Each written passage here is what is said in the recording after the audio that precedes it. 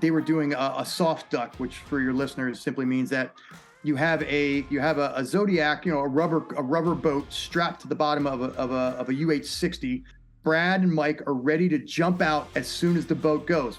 So the guy puts the knife up. It was just bad luck. He puts the knife up. He nicks the strap. Well, it has such tension on it, the strap snaps. It cuts. Brad and Mike both go. It was fast. They were still moving forward at like 60 knots, and they were like 100 feet off the deck. So they go out the bird because the boat got nicked, and we changed our SOPs after that. Welcome to Combat Story. I'm Ryan Fugit, and I served Warzone tours as an Army attack helicopter pilot and CIA officer over a 15-year career. I'm fascinated by the experiences of the elite in combat. On this show, I interview some of the best to understand what combat felt like on their front lines. This is Combat Story. Today we hear the combat story of Jonothan Cleck, a career Navy SEAL and federal agent turned entrepreneur and stand-up comedian, of all things. Jonothan, like many SEALs in the teams, lost several friends and brothers in arms to training and combat. He served in a SEAL delivery vehicle unit and deployed to Africa and South America in addition to the Middle East. After leaving the service, Jonothan has worn many hats, including founding a startup tech company with his wife and is a stand-up comedian. In fact, we found ourselves talking about the similarities between jumping out of an airplane and telling jokes on stage from a physiological and mental perspective. You'll want to stay tuned for a special segment towards the end where I asked John, given his comedic background, to tell me an alcoholic beverage that someone from each branch of service might drink if they were in a bar, looking at it from the lighter-hearted side of things. And he did not disappoint. It brought me back to some of the fantastic shenanigans we shared while in the service. Jonothan is equal parts humble, impressive, and hilarious, and I hope you enjoyed this combat story and leave with a smile on your face, just like I did. Jonothan, thanks for taking the time to share your story with us today. So glad to be with you, man. I really appreciate you having me. So I think I just need to explain to people how I came across you. I think it says a lot about what we're going to hear later. I was on LinkedIn. I had just interviewed Rob Huberty, another former SEAL. And Billy guy, too. Yep, right on. And I came across your LinkedIn profile, and I was both equal parts impressed and laughing hysterically at the humor that you bring onto a platform that I think a lot of people take incredibly seriously, myself included. And I think it was just a great reminder that you can be in the Navy, in the teams, do the things that you did and still have this humorous side to things. So I would say, number one, props to you for the LinkedIn profile, and I would encourage people to check it out. And I'm going to read a couple things from there as we go through. But I know part of your persona is stand-up comedy. So my first question would be, what is harder, doing a stand-up set or buds? Buds, for sure. But that does not trivialize.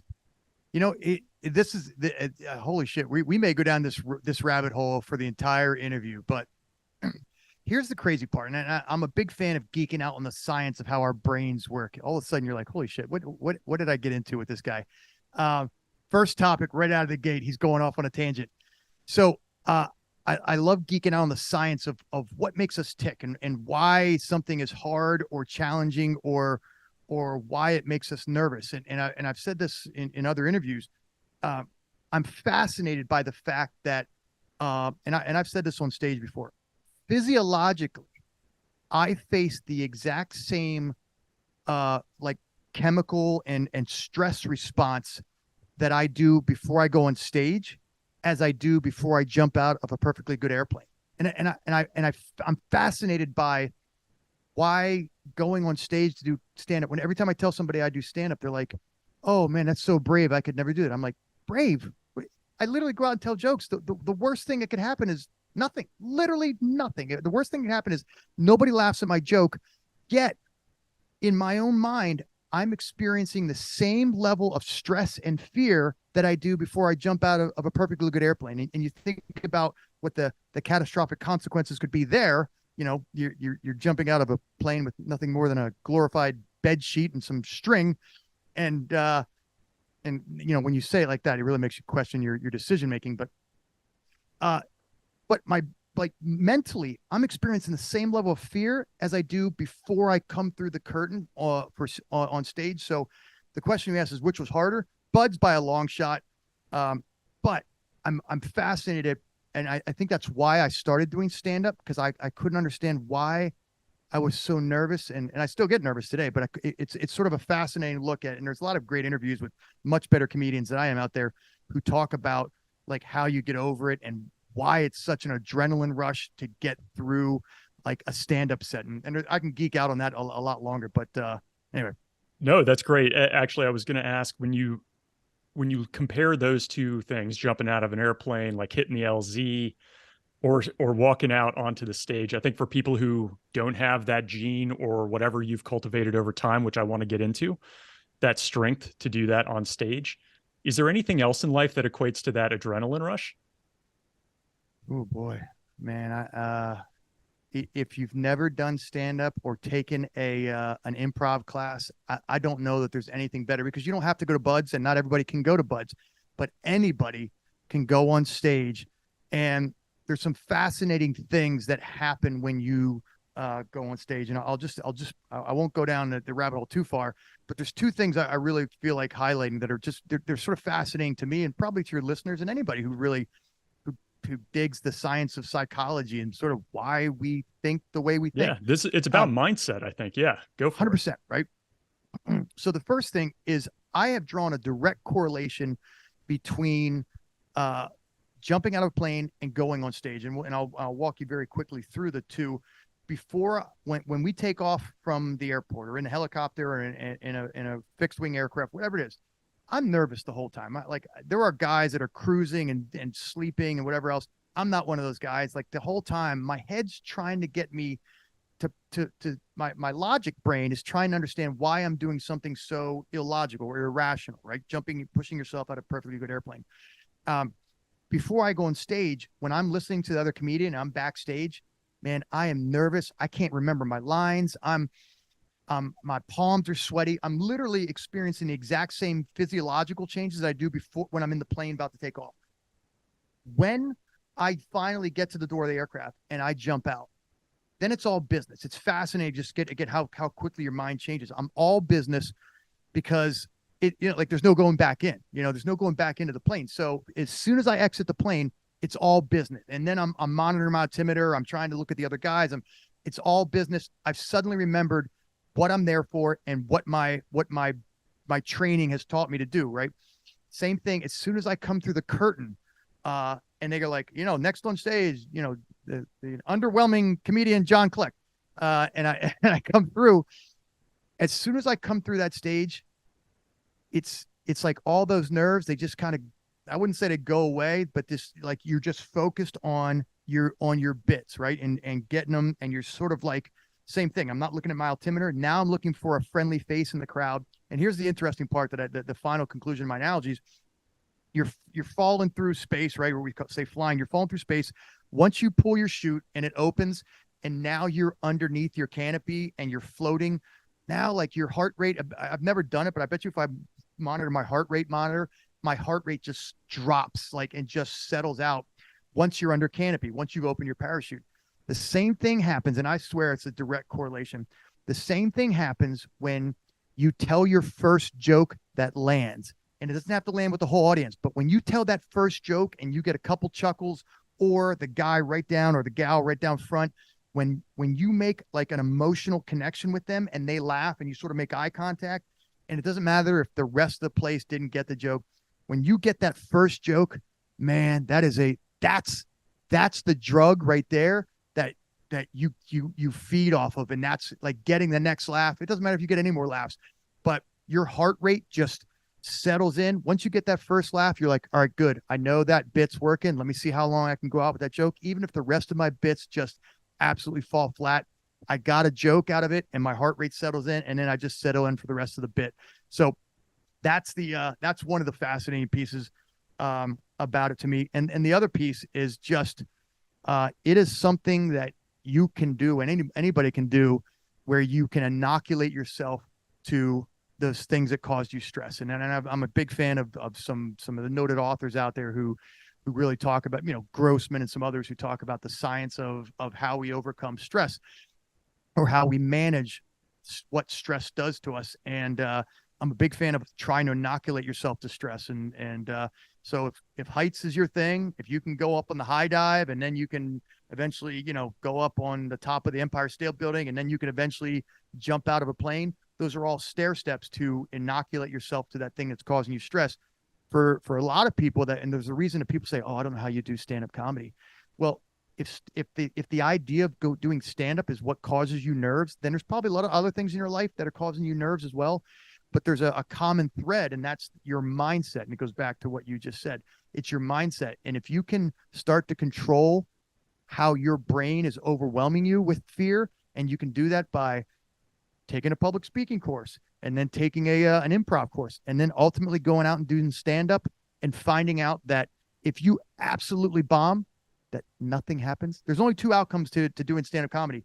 People laugh at you or they don't. And nobody's throwing beer bottles at you. I mean, you go South Philly, there's a couple places where you can, you got to put your jucking and diving skills to use, but nothing happens. And there's kind of a fascinating thing that happens in the back of your brain where you go, wait a minute, I was so worried about all this shit and nothing happened. I think I can try this again. And maybe if I get a laugh, or I get one laugh of 10 jokes I tell, I mean, it sort of reinforces that dopamine rush that you're looking for. And yeah, that wasn't quite what you're looking for. I totally went down that rabbit hole. Absolutely, man. That's why we're talking.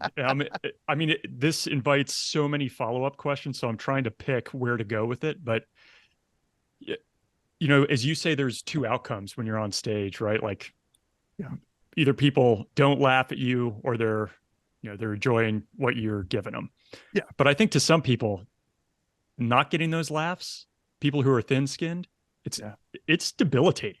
But you seem to have this, like, oh, that'll just roll off my back. So I guess I'm wondering, is that growing up in Philly? Is that something you learned in the teams?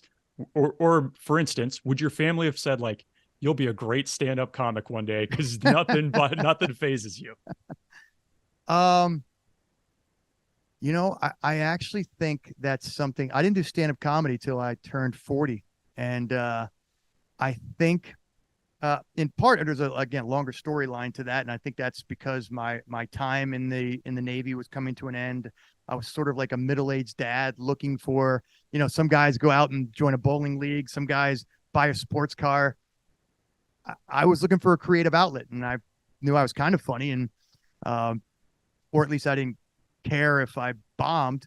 But the fascinating part about it, to go back to your point, is I did care if I bombed. And I think that's why I had to do it. I had to do it because I knew in my mind, it was me being a total wimp, like not doing stand-up, even though I'd wanted to do it like in my 30s, but I didn't do it because the thought of bombing terrified me. And I was like, there was that, like, that seminal moment that we all have in different parts of our lives. And mine was, dude, you're a frogman. Like, you became a frogman because you wanted to take on extraordinary challenge. And even at the risk of failure, you knew that going into Buds that the graduation rate was only 15%, and that, looking around, there's dudes that are a lot tougher and better and stronger and faster than you are, but you're going to give it a go and see what you got.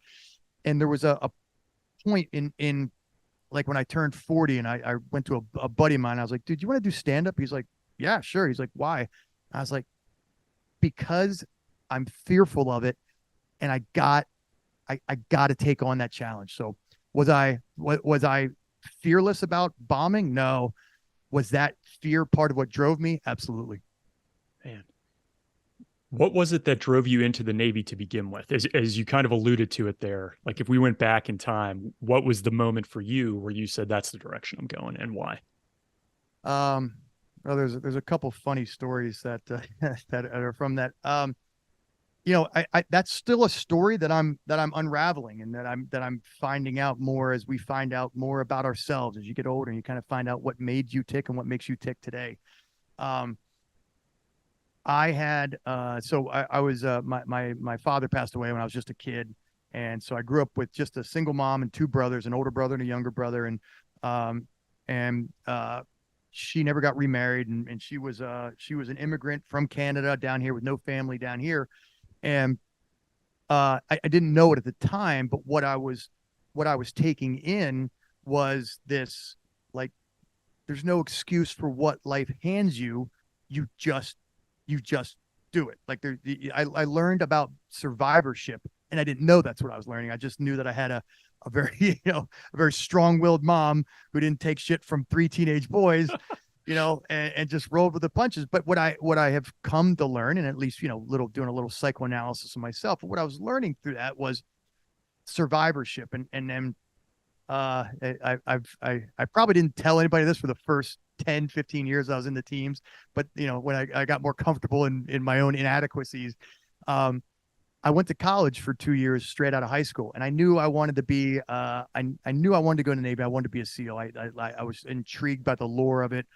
I was intrigued by the impossibility of getting through buds.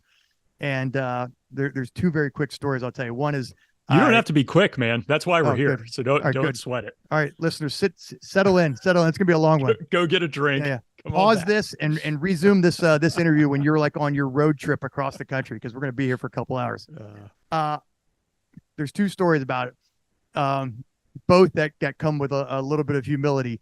Is one, I knew I wanted to be a SEAL, and so when I in my fraternity house, I had a Navy SEALs recruiting poster up, and I had the Navy SEALs Charlie Sheen, the movie, poster up. And I thought that was what, like, every aspiring SEAL would have up in his room. And it wasn't until I got the buds and they were like, "You dope. Like, that's not like Charlie Sheen wannabe. Get out of here." Here's the kicker. Here's a story I haven't told before. Exclusive. You get this interview first. There was a guy. It just goes to show, like, how dumb college kids are. And just if you're a college kid, by the way, you don't think you're dumb now. It's not until much later you're gonna be like, "Oh my God, like, what?" There's that. I think fact. It is. It's one of my favorite lines. I think it was Seinfeld. He goes, "I can't believe how much my parents learned while I was away at college," which is so poignant for anybody who's ever had that transition. And for every, like, 19-year-old kid out there, you're like, "That joke's not funny." It's not until you're like 25, you're like, "Now I get it." Yeah.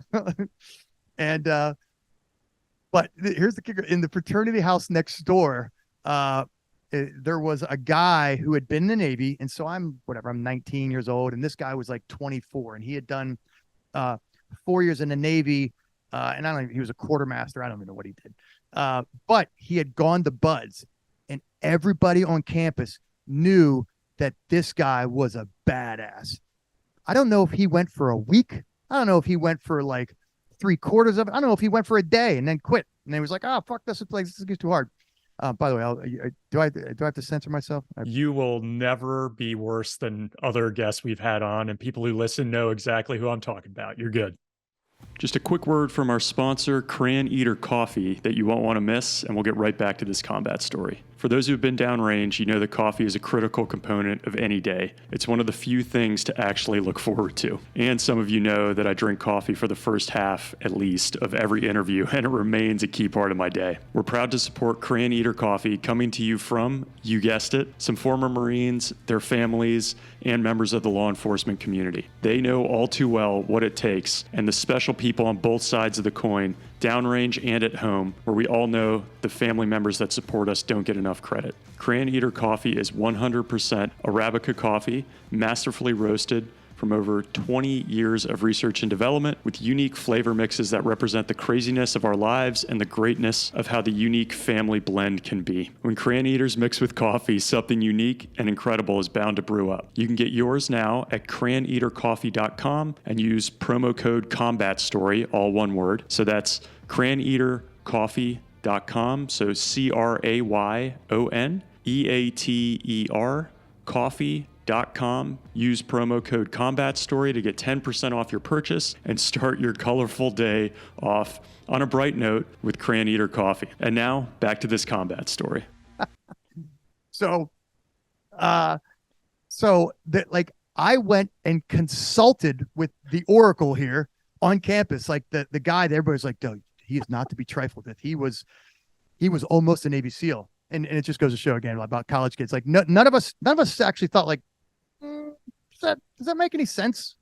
Like that guy was almost a physicist. Well, how far did he get? Oh, he dropped out in his first semester of college, but like he was almost a physicist. Like he was almost a Navy SEAL. I have no idea how far he got. He made it buds, but I went and consulted with him because it's like he knew everything about being buds. And he gave me some tidbits, and then when I got the buds, I was like, what? Like, why would I go talk to this choach? He was a nice enough guy, but the other funny story I'll tell you real quick. And this is the part where I like, no shit, I tell this story today. I told my own kids about humility and, about being, an arrogant little 18-year-old punk.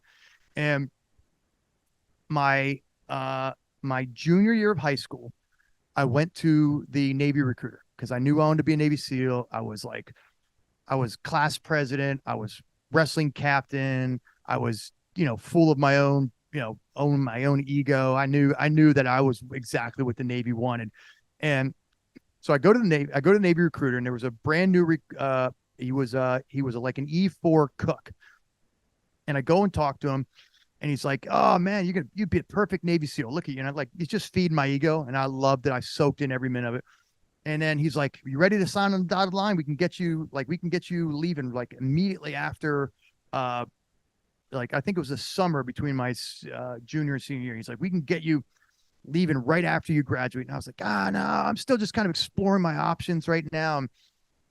My dad had been a Vietnam vet. My uncle was a Vietnam Marine. And so like I was inspired. Both my older brother's already in the Air Force at this time. So I knew that the service was kind of in my blood, but I knew the teams were like kind of where I thought I wanted to go. But I was like, no, I'm just exploring my options. So I go away for my senior year. I come back towards the end of my senior year, 9-10 months later. And I'm like, "Hey man, same guy still there."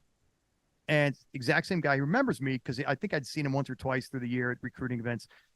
He says, I come back into the office and he's like, "Hey, are you ready to sign?" I'm like, "Oh yeah. Tell me a little bit more about what are the bonuses?" I ask questions, and he's like, "You ready to sign?" I'm like, no, I think I'm just still exploring my options. So I go away. I go to my freshman year of college. Sometime during that, like spring break or something, I come back and talk to him. And I'm like, "Yeah, I'm not really finding my way through college." He's like, "Great, man." He's like, "Well, we have better bonuses now. Are you ready to sign on the dotted line?" I'm like, I don't know. I'm still kind of exploring my options. Fast forward, end of the story. I finally come back. Same guy. I don't know how he got on like a 4-year recruiting stint. Same guy. He must have been at the end of his tenure. Now he's an E5 cook. And I know that that his job is to stroke my ego because I'm an arrogant little shit, and that his job is to stroke my ego. He's an E5 cook. What does he know? Like I am like the God's gift to the Navy. Thank you for blessing you with my presence.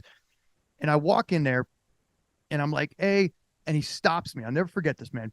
He stops me and he goes, "Hey, if you're here just exploring your options, get out of my office." And I was like, no, you don't understand. Your job is to kiss my ass and stroke my ego because I clearly have some insecurities that I keep coming back to every year. And he goes, "I'm done. I'm done with it. Like you either man the fuck up and sign on the dotted line or get out of my office and don't come back." And I was like, "What?" And I was like, "Oh, like this guy's gonna he's gonna learn. I'm gonna go. I don't know what I'm gonna do, but he's not gonna like it. It's not gonna be pretty." Well, I went home and thank God. I think I talked to my mom, who was not a fan of me going into the Navy, by the way. She's like, "Those Navy SEALs are crazy. You're gonna be, I don't want you doing that." But I did go home and talk to her, and she's like, "Maybe you need an ego check. Maybe you need some humility. Maybe you need a little dose of reality." And so that night I licked my wounds, ate a big slice of humble pie, and I went back in that very next day with my tail between my legs and a big humble pie in my hands. And I said, "Hey, owe you an apology. You were 100% right for calling me out." And I signed on the dotted line that day. And then I left a couple months later. So what was the decision like to leave college for that? I had changed my major like 2-3 times. I think my last semester I was already I was barely attending class. I just wasn't in it. And I was, of course I had the Navy SEALs Charlie Sheen poster. So I had my next goal. No, I was lost. And there are times when people talk about, what a waste college is or something, and you can just go and, go to the trades or, Elon Musk and whatever, all these guys never went to college, and Bezos, they never went to college. And I go, yeah, but for me, college was, even for the 2 years, and I don't regret the way things have gone in my life. I do regret that I didn't have 2 more years of college, because it was the best time of my life. I was finding out what I was made of. I was finding out who I was. And so, like, I have a niece, a nephew, two nephews, two nieces actually, that are in college right now. And I say, man, it doesn't matter what your degree is. It's engineering, nursing, teaching. It doesn't matter. Like, you're experiencing things right now that you will put into play later. Decision making, maturity, like, how to treat a lady, and who you don't want to be, looking at other people who you don't want to be. So college was hard for me to leave, because I was enjoying myself, but it was the kick in the pants that I needed, getting there and finding a real purpose. And there's a longer story about it. And I think every veteran, especially, today, coming out after 20 years of war, having had that purpose, for me, I went in and found that purpose. And again, I was a little bit different coming out, trying to find my purpose, but yeah, man, I found it, and I found my people in the teams. I mean, you have I would say that's a better recruiter story than a lot of people we hear from who go in and it's kind of like an underhanded, Yeah. sign up here, we'll get you into the teams for sure. You just got to go do 5 years doing this other job, but we'll get you there. Like, it sounds like this guy really was looking out for you in the end and pushed you the way you needed to, which is awesome to hear. One of the great catch-22s, and I was actually, my mother-in-law is in town staying with us for a couple of days, and I was actually just telling her this the other day. One of the great catch-22s that young guys have that end up going to the fleet first, or going into the regular Navy, is, and you could think about it, it really is this awful catch-22 for not just for the guy, but for the Navy as well. A guy comes in, he goes to the fleet, he's on a ship, and he tells his bosses, hey, I want to go to Buds. I think I want to be a SEAL. Well, their logical response is, well, if you think you're going to be a SEAL, I expect to see like some high caliber performance out of you, because that's what those guys are, high caliber performers. So the guy says, absolutely, can do. He puts his best foot forward. He kills it for a year. He's an all-star on that ship. Now he goes back to his boss and says, hey, I'm ready for you to cut me those orders to Buds. What Major League Baseball owner or coach is going to let his all-star go willingly? So it becomes this catch-22. You performed exceptionally because you wanted to prove that you had what it takes, and you wanted to get the trust of your leadership. Now, when you go to put in, there are guys, unfortunately, that don't get orders to Buds because they've performed exceptionally. So what's the alternative? Underperforming and just kind of being a turd. And then, of course, they're not going to send you. You're unless they just want to get rid of you. But it really is it's an awful catch-22. I don't know what the answer to that is, but hopefully good leaders in the Fleet Navy see that for what it is, and give the guys their due opportunity to go and see what they can do. Yeah, for sure. And I mean, even on the topic of 19-year-olds who don't know anything, like I love the way you position that. Is if you think back to yourself, John, when you were you sign on the dotted line, this is what you want to do. Without the benefit of hindsight, what did you think would be 2 or 3 of the things that you would get out of your time in the Navy? Like, oh, I'm going to sign up, I'll get some good stuff, which I assume is different from when you start, from when you look back now on the things that you really valued. It is. So I came in September 11th, actually September 11th of 96, exactly 5 days the day before those tragic events.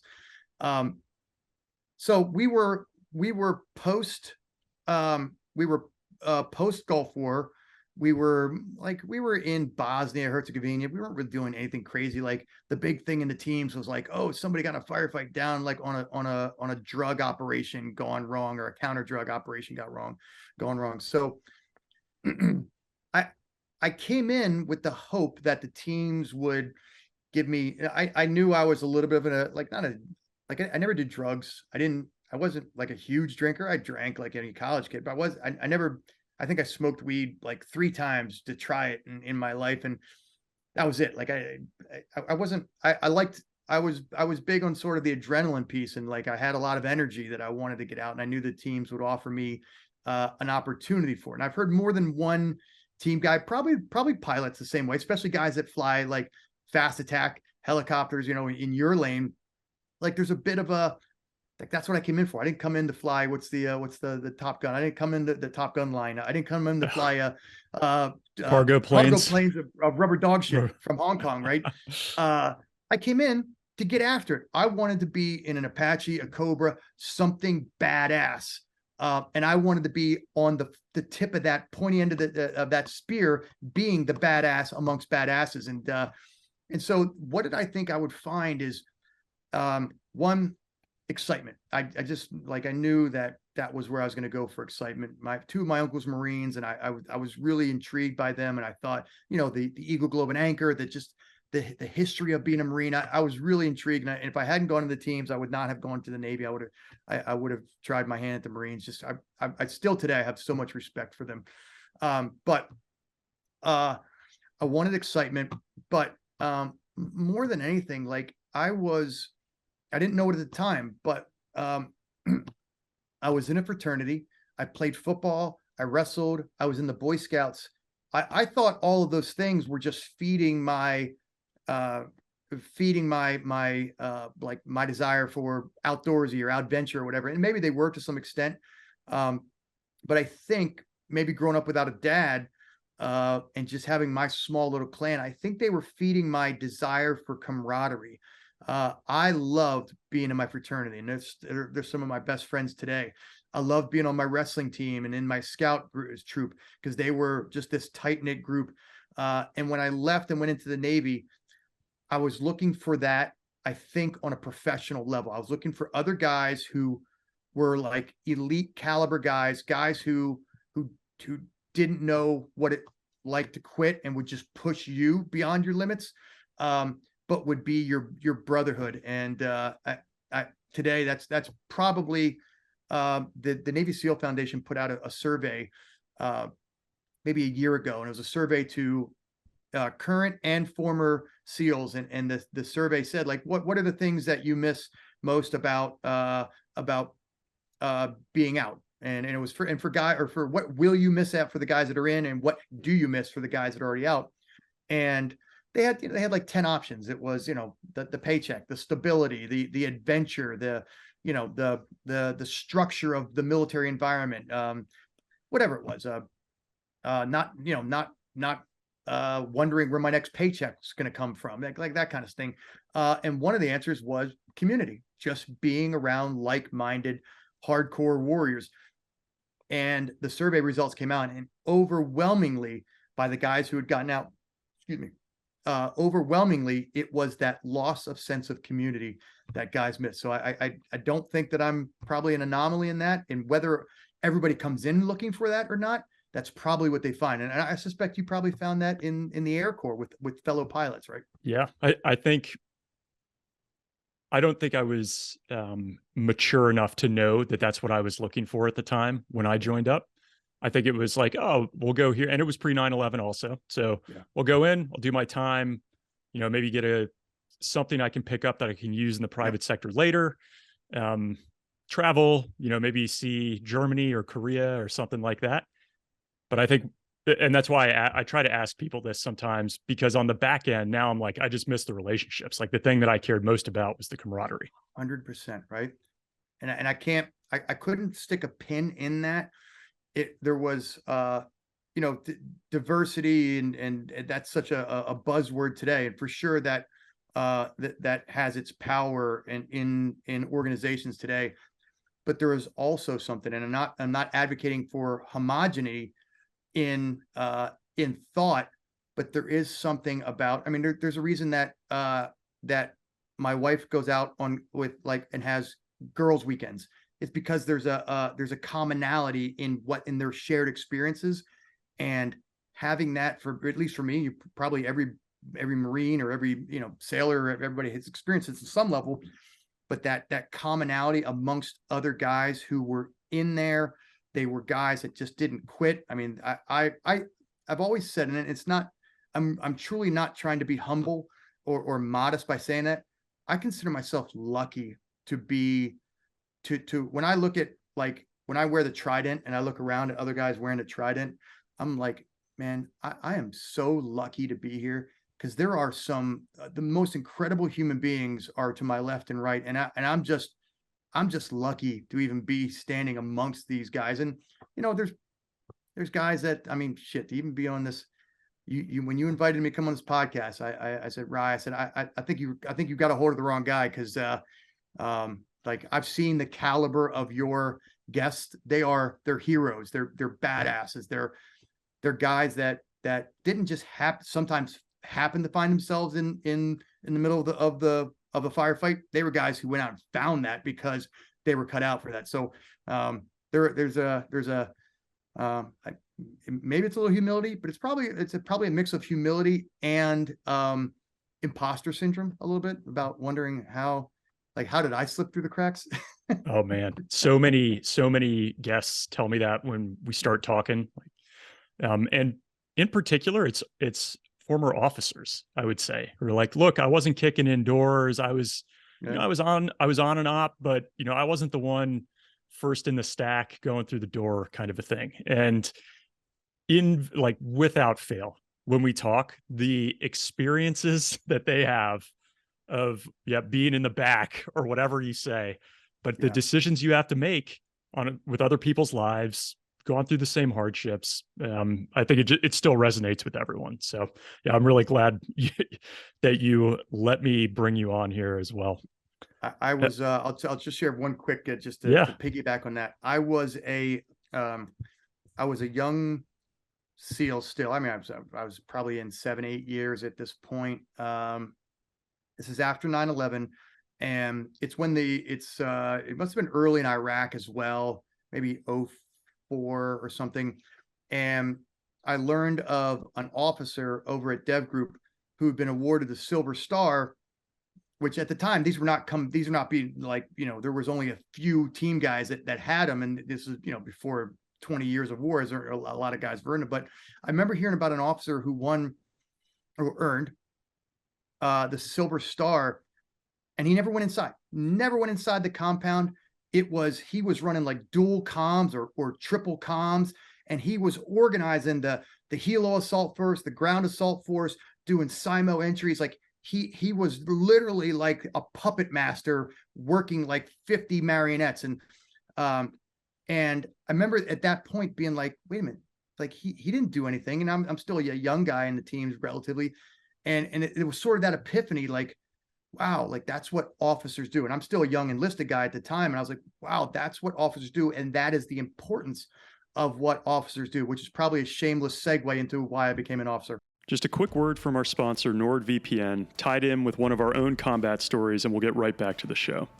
When I was flying Apaches for a deliberate operation in combat, it was my responsibility to keep our ground forces safe. One night, while covering a 3rd Special Forces group hit, we identified insurgents moving on our Green Berets on the ground. We cleared our fires and took care of the threat. I never wanted our brothers on the ground to wonder if we had their backs for security. From when I was at the CIA until today, whether I'm at home or somewhere else in the world working or browsing the web, looking at my banking or buying something online, I need someone else to protect me, which is why I use NordVPN. NordVPN secures my online activity on a regular basis.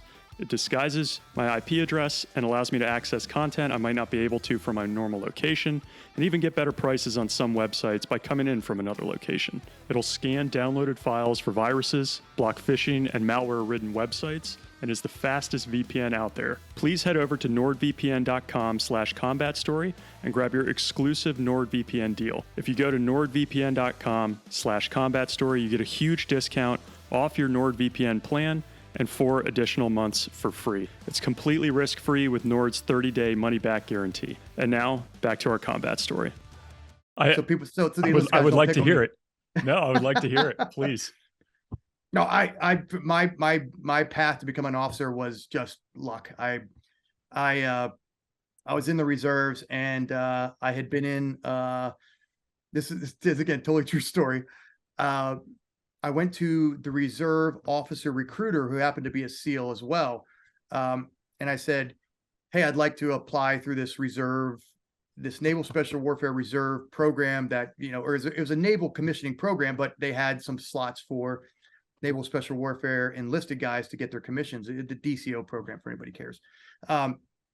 And he said, sure. So put your commission package together. I will tell you one quick story about this. And I don't know that I've ever actually told it on the interweb anywhere, but the first story I'll tell you is I get my package together and I submit it. And then he comes back and he said, this is 2007 going in 2008. I'm 11 years in now. And he says, and for me, it was just to be clear, why did I become an officer? Because I hit the 10-year mark and I was like, okay, I did half my career enlisted. I guess I'll just kind of see what the other side looks like. And at this point, like I was in in grad school. I was like in a master's program. So I was kind of, and I was working in DC as like as a relative, sort of a up and coming like leader in the bureaucracy as a Beltway bandit. So I was starting to see like a little bit of an officer in look from my civilian job. And so I just, at that point, it was like, oh, like I'll try the other side. So I put in my package, and the officer recruiter comes back to me one day, totally true. He goes, well, I have good news and I have bad news. He goes, the good news is there's only 2 of you who applied, and there are 5 open spots for like junior SEAL officers through this program. And I was like, that's awesome. What's the bad news? And he goes, the bad news is, you know that if they don't select you, they'd rather have no one than have you.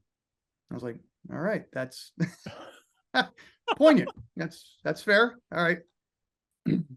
I will tell you this. Damn, I wish I had prepared better. I would have actually brought the actual sheet. I'll tell you where I'm going with this. Yeah. I don't think I've ever told this story openly, but so when you go to apply for your commission through the direct officer commission program, the DCO program, you have to get endorsements from 06s or above, preferably from in your community. Well, I'm an E5.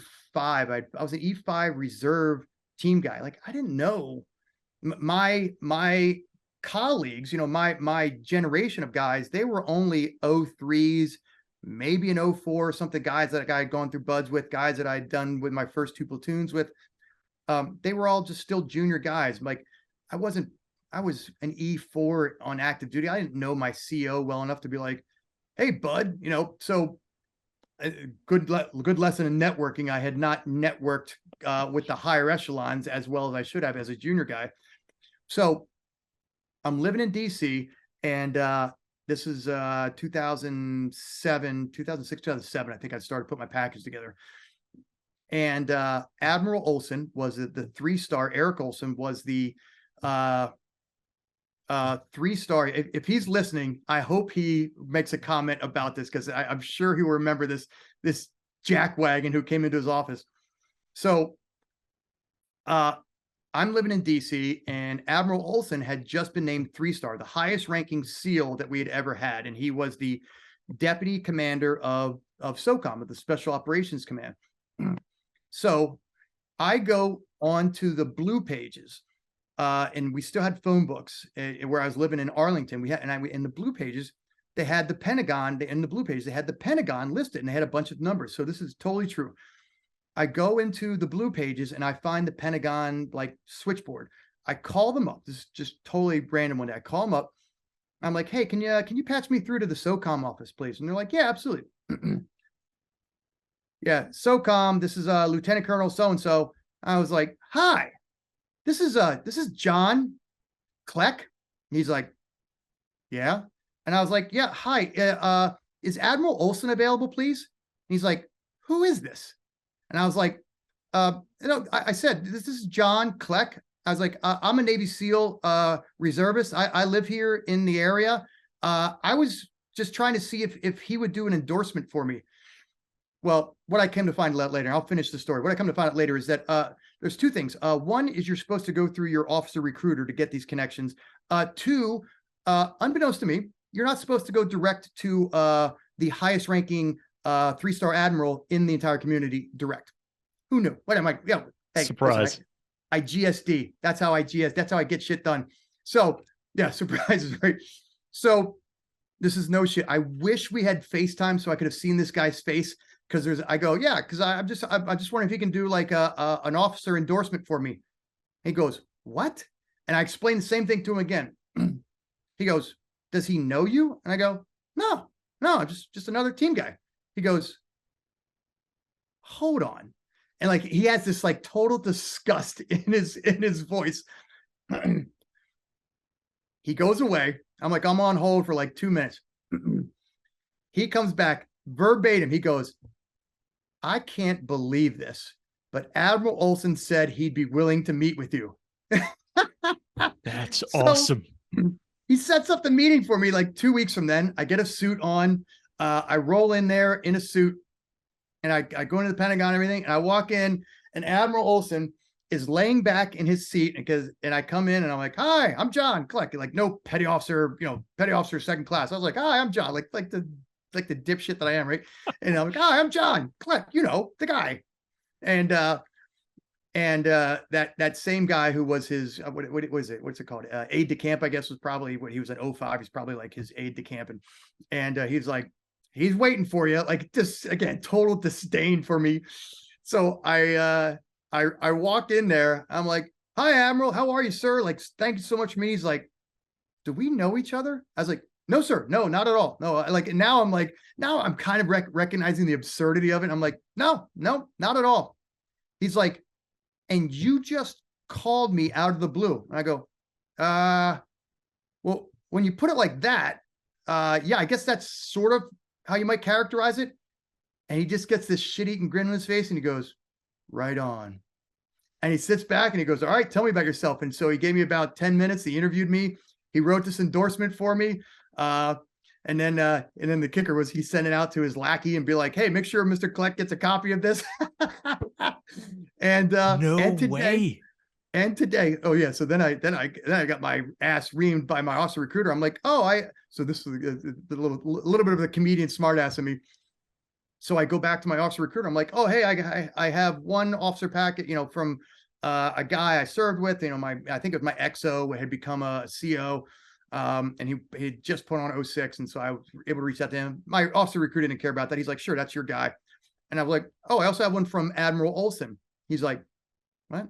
The Admiral Olson? I was like, yeah. He's like looking through his paperwork. He's like, I don't see that in here. Like, I was like, oh, no, I have it. Like, I went and got it. He's like, wait a minute, how the fuck did you get? I was like, oh, I called him up and I just went and saw myself. He's like, do you know him? I was like, no, funny story. I tell him the story. He's not laughing. He's like, dude, you cannot do that shit. You cannot, like, you literally went 10 channels over my head to make it happen. I was like, I don't know. So I said to him, I go, well, if you think Admiral Olson was wrong in endorsing me, I was like, I have his number. You can call him and tell him if you think he was mistaken. If you disagree with his assessment of me. He's like, listen, smart ass. So today I still have that piece of paper signed by Admiral Olson. Man, I can absolutely see the absurdity of it, but I love it, especially from my time at the agency, because that's like all we did was cold call people and right. You just had to have that ability. I can almost imagine he was like, I don't care what this guy does. The fact that he had the stones to just get into my office. But did he ask you any tough questions? Like I'm just trying to imagine him in that role. There was a set of like structured questions that he had to ask me according to this form. So I think we had a little bit of small talk, and I'm sure he was probably like, hey, I'm busy, but I'm the deputy commander of SOCOM. But he was like, I got a few things going on my plate. I got a few things going on. It's more morbid curiosity why I even let this guy in here. That's great, man. Oh, Jesus. Okay. But I have told the story with the caveat. I'm not saying that you should do this, but I've told like young aspiring go-getters, like, I'm not saying you should do this, but I'm also saying nobody takes care of you like you. So, yeah. I think so many of the people that we look at who are in the public eye have these stories of just, they didn't know how absurd it was when they did it. But I now they'll say, you probably shouldn't do that, but it worked for me, Yeah. As you were talking about how the comedian side of you that came out with this captain or whoever, one of the questions I wanted to ask earlier was, how often does your wife say to you, John, just don't say anything? Please don't crack a joke right now. Is this a common refrain in your house or no? It's usually, well, we've been together long enough, as I'm sure you probably know, like it's gone from an after the fact statement, like, why would you say that, to then a preemptive statement, to now just a look. Now it's just a, and hey, I'm like, hey, speaking of black lesbians, do I have it? And my wife's like, no, that's not, no. Like, right. Awesome. I'm like, All right. we're at the NAACP Awards. I thought it'd be the appropriate place to tell that joke. She's like, no, that's not. If we transition to your time at the teams, how does this humor work when you first get assigned to a team? I've heard that's one of the lowest forms of humanity is when you roll up to a team. Do you bring the humor out at that time? Like, can you talk us through what that experience was like for you? So, there's a little bit longer story. My doctorate is, my dissertation for my doctorate is in the study of humor and how organizational leaders use humor. So I've become a little bit more of an academic on the science of humor, like what makes people laugh, like why do we laugh, what is laughter, what is the emotional, what is that response, what happens to us mentally, like psychologically, what's a trigger for us with humor. So I won't geek out so much on the science of humor, but I will say the reason I studied that in this program was because I was really fascinated by how humor has been a coping mechanism for me. From the time my dad passed away to, just getting through life's challenges, I found comfort in humor. So I've always, and I think, it takes all kinds and all walks, and I'm not saying my way works for everybody, but the humor, there were some guys that, in the direst, if that's a word, of circumstances, they would dig deep inside themselves and be reaffirmed with their determination. That wasn't me. In the direst of circumstances, I found the humor in it, and that's what got me through tough times. Whereas other people, whatever it is that gets you through. For me, it was laughing at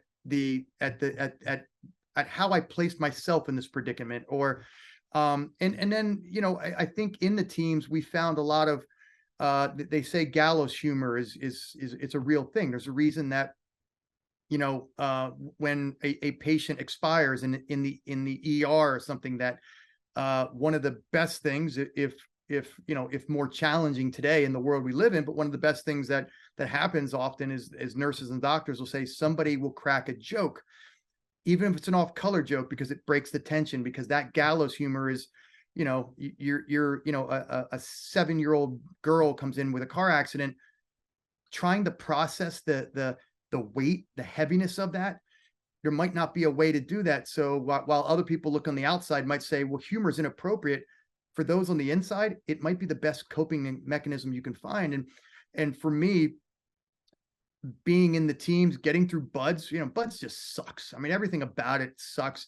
I've always described it as, and I've heard other people describe it this way, is it's the best thing I'd never want to do again. Not because the activities were fun, but because of what you learn about yourself, but the camaraderie, the bonds you build, but also your ability to cope with the suck, your ability to cope with things that are just awful.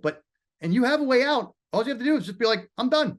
And there's no shame. The instructors don't. I think that's something that I don't know people get about buds. The instructors don't like shame you and they're not mean to you. As soon as you say, I'm done, they're like, hey, sounds good. Now you're just another fellow sailor. You're no longer a bud student. You're no longer a potential teammate that I'm trying to screen to see if you have what it takes. You're just another teammate. So they treat you super respectfully, like, hey man, so sorry it didn't work out. Best of luck in your next career. And so for me, going back to the humor pieces, humor was just a way of getting by, but also just a way of processing tough things, whether they were sad things. I mean, unfortunately we've had I believe unfortunately we had a suicide recently, but a friend of a lot of us in the community, and a guy named Bobby Ramirez, who's an absolute phenomenal human being. But different story. But so so suicide. That's a good example. Suicide amongst teammates like that. That's awful. I mean, that's and if all you do is just try and get your head around it, I don't know that you ever can. And I'm sure there's psychologists who would argue that there are ways. Well, I don't know what those are. But for me, some of the funniest times I ever have been at SEAL funerals, where all we do is talk about the funny shit that a guy did, or the situations he got himself into, or the things that he would say, or the absurdity of the predicaments that he was in. And it's in those humorous moments where we forget about that sadness, or we process the sadness in a little bit different way. So for me, humor has always been a way of just dealing with stuff. And today, I think as a guy who's 47 and, kids and everything else, I think it's a way for, it's a way to,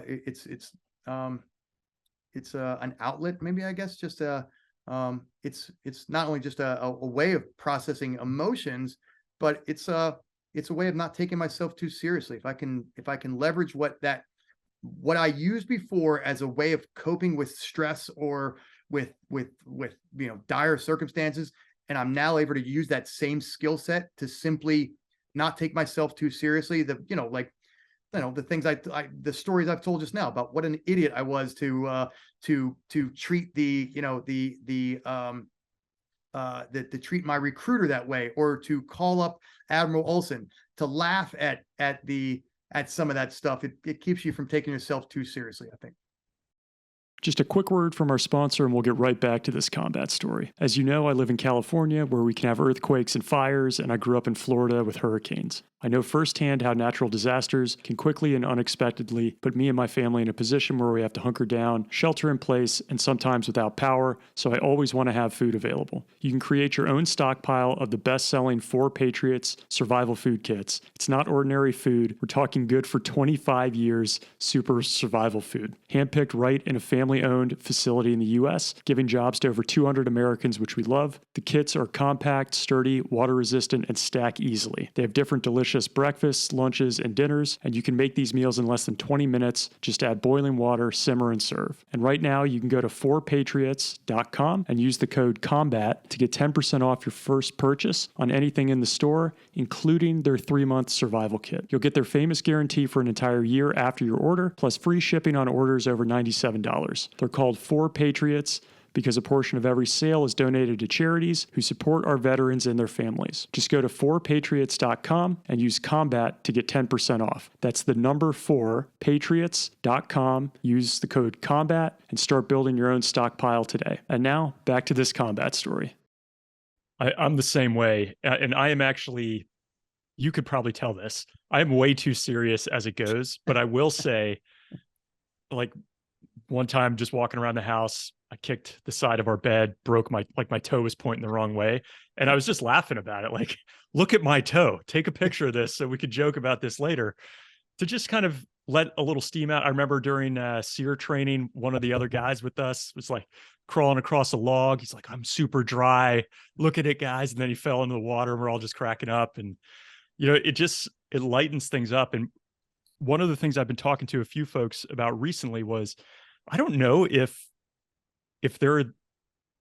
I've had as much fun as when you're deployed. And sometimes, like the training, the deployments, there's something about that morbid side of it that just brings out a lot of the comedy to some degree.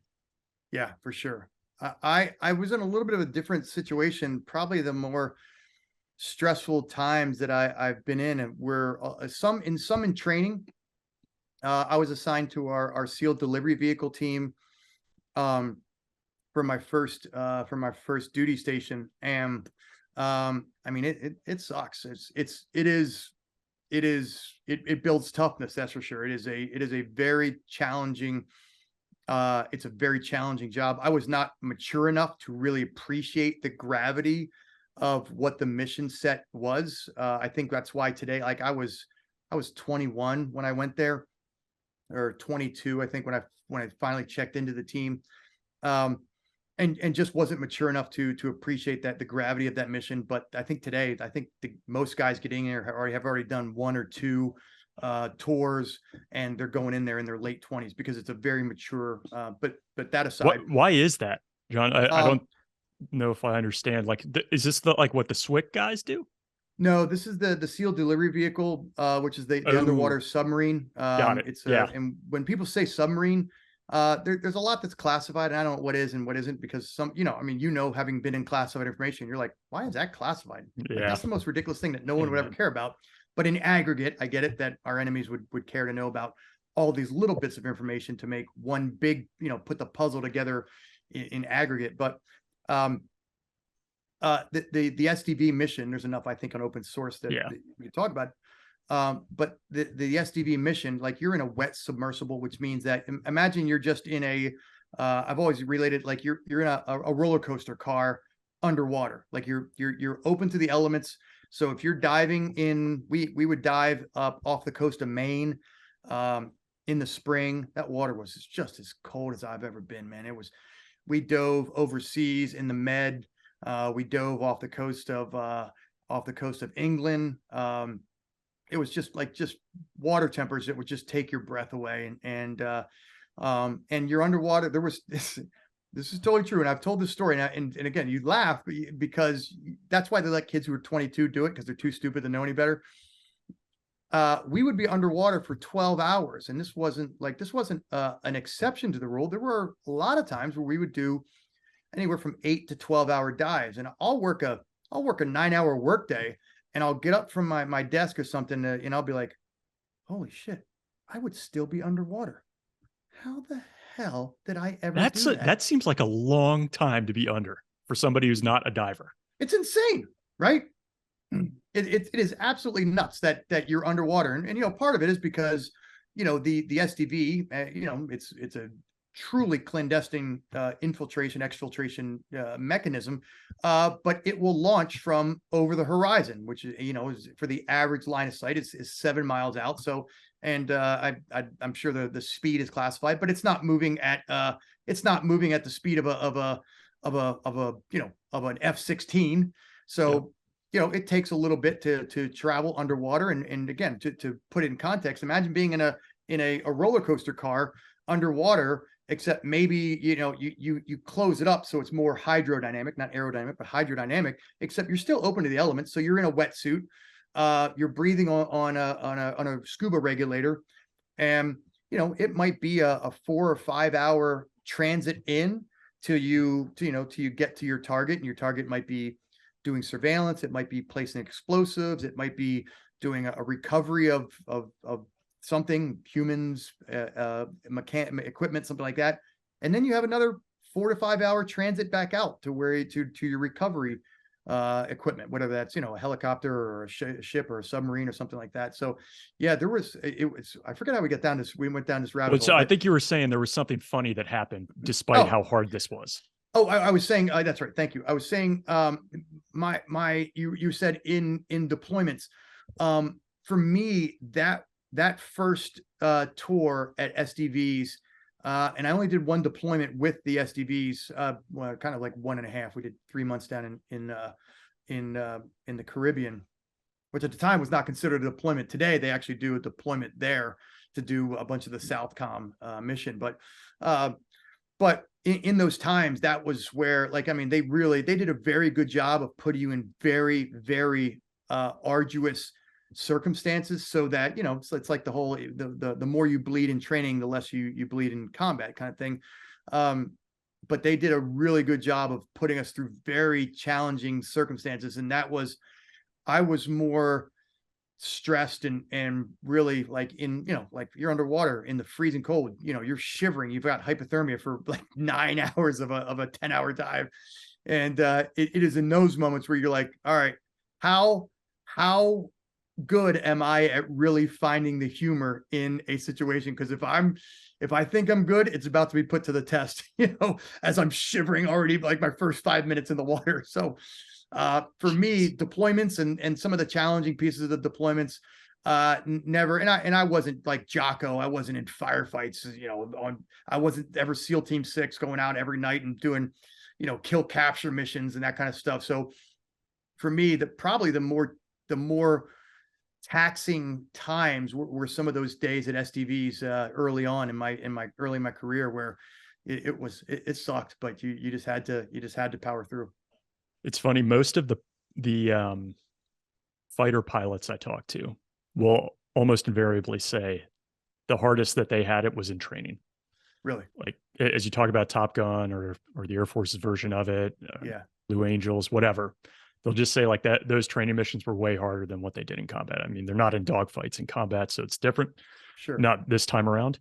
That's an interesting point, right? Because there's very few Yeah. dogfights happening in the real world today. You train Yeah. to be ready for them, and so they put you through the ringers to be ready for them, and then you go on deployments and you're doing CAS or Yeah, to close you're air air to ground. Exactly. Yeah, you're not actually fighting another MiG-23 or I don't know whatever the MiG is in Right. the air. So I'm sure it probably was more stressful. That's a good point. Could you take us, John, to your first time deployed overseas? What was your role at the time? What did it feel like the first time you went outside the wire? Sure. So my first deployment was pre 9/11. So we were not doing. So let me actually go back to the first time I went to another Naval Special Warfare unit for an extended period of time, which again they didn't call deployment, but we were down in Puerto Rico for 3 months, and we were there for training. But SEAL Team 4 was down there doing operational stuff, so we piggybacked on them a little bit.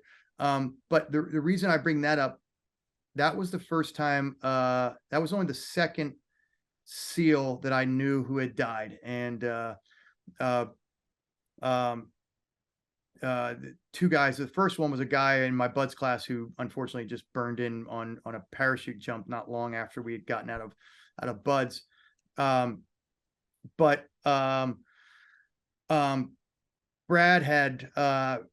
and another guy named Mike, I forget Mike's last name, but Brad had, he and just as a helo pilot, you can appreciate this. It was my first experience with death.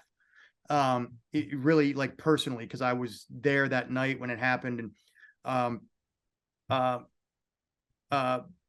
Brad had he and this guy Mike, I forget Mike's last name, but they were doing a soft duck, which for your listeners simply means that you have a Zodiac, a rubber boat strapped to the bottom of a UH-60, and it's strapped super tight, like really tight to the bottom of the helicopter, and with a ratchet strap, the same kind of ratchet strap you'd use, a cargo strap you'd use in your house or in your garage or something, and it's ratcheted really tight. And they take a really sharp knife and they cut the strap, and that's what lets the boat fall from the bottom of the strap, or from the bottom of the boat.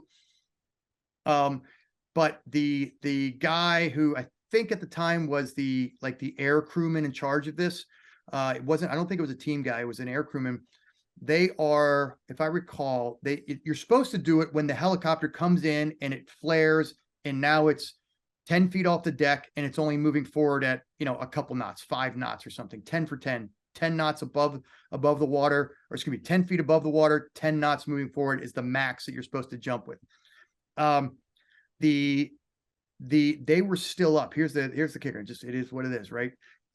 He had an extra sharp knife, as you're supposed to. He gets up ready to go. They're like, hey, we're 1 minute out. This is if I recall, it's the air crewman. We're 1 minute out. He gets the knife ready to you can see where the story's going. Gets the knife ready to hit the strap. Remember, the strap is super tight, hundreds of pounds of pressure on the strap, keeping it tight. Brad and Mike are ready to jump out as soon as the boat goes. What they're really supposed to be ready for is jump out as soon as they're told go. But like anything, you improvise. As soon as the boat goes, if you wait for somebody to say go, well, that boat might be 40, 50 feet away from you now. And you know that as soon as the boat goes, you jump as quickly as you can because you're trying to get to it. So the guy puts the knife up. It was just bad luck. He puts the knife up. He nicks the strap. Well, it has such tension on it, the strap snaps, it cuts. Brad and Mike both go. They go immediately at. Well, as it turns out, they were, I forget the exact numbers. I think they were still moving forward at like 100 miles an hour, something, I'll make up a number. I don't know what it was. It was fast. They were still moving forward at like 60 knots, and they were like 100 feet off the deck. Oh. So they go out the bird because the boat got nicked, and we changed our SOPs after that. But they went to Brad ended up dying. He hit the water and it killed him on impact. The amazing part of that story. So that was I bring up that piece because that was my first introduction to like an operational death. And it was during a training exercise when these guys were on deployment, but that was my first like, holy shit, this is real. Like this isn't Hollywood. This stuff really happens to real guys. And that was the first guy that I would have called a friend, other than my buddy who died, unfortunately, like just by a bad accident. He called cigarette rolled when he was parachuting, Mike Bearden. But I'd be remiss if I didn't tell the irony to that story. Mike, darn, I wish I could remember Mike's name.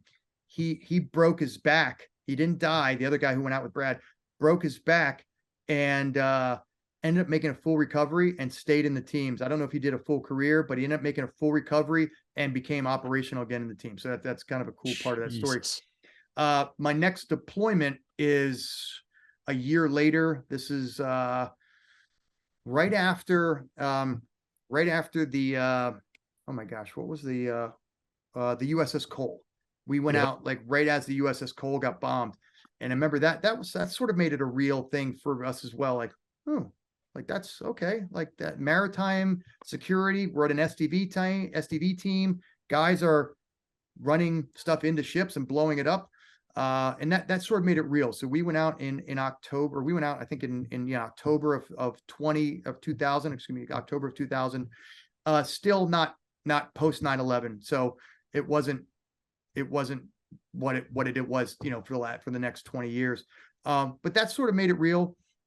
And it wasn't until, so I got out, it got in the reserves, shortly in late 2001. And my next deployment was in 2005. And we went to Africa, and that was it was a cool mission.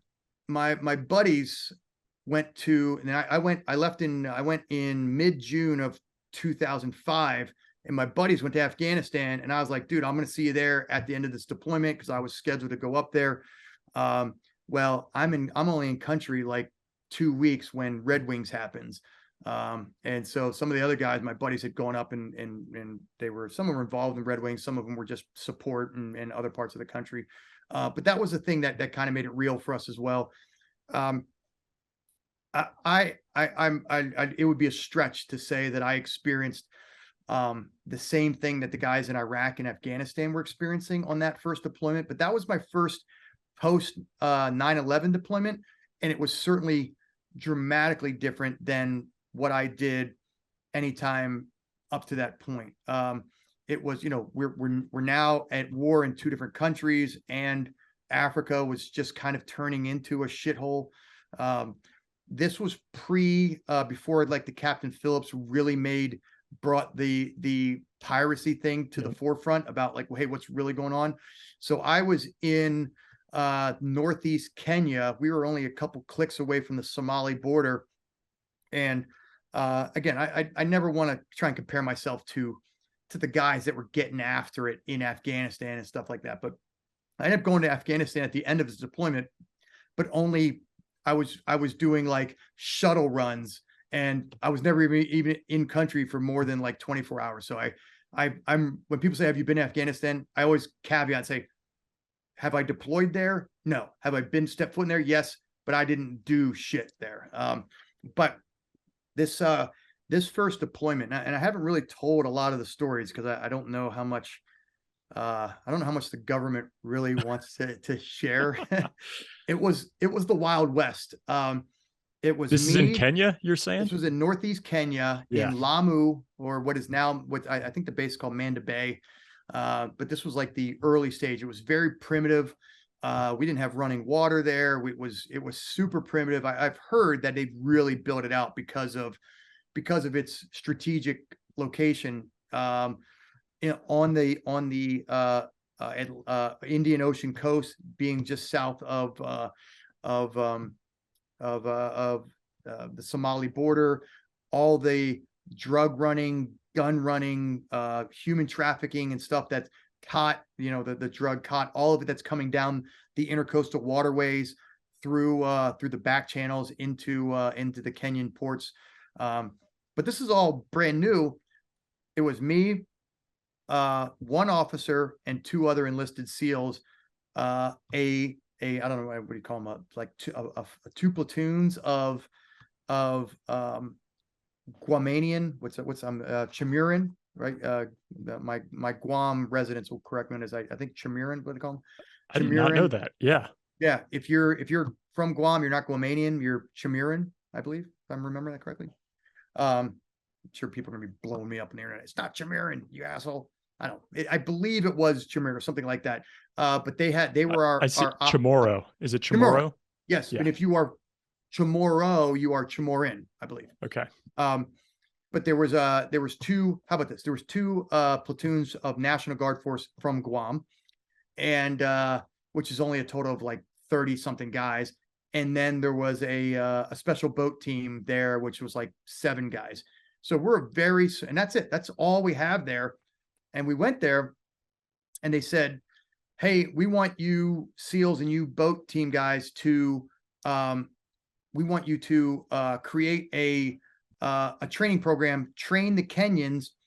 The Kenyans are the Kenyan National Maritime Special Force of Excellence." All I remember is everything they did, the Kenyans put of excellence in it. Like that was like their thing. That was their way of saying like, hey, we know we're giving you like a shitty force, but they're better than the other shitty forces that we have. So if we put in of excellence, it'll instill like some pride in their in who they are. They're like, I am from the Kenyan National, which I don't know why they have like a Russian accent suddenly, but whatever. Fuck you guys with your authentic accents. But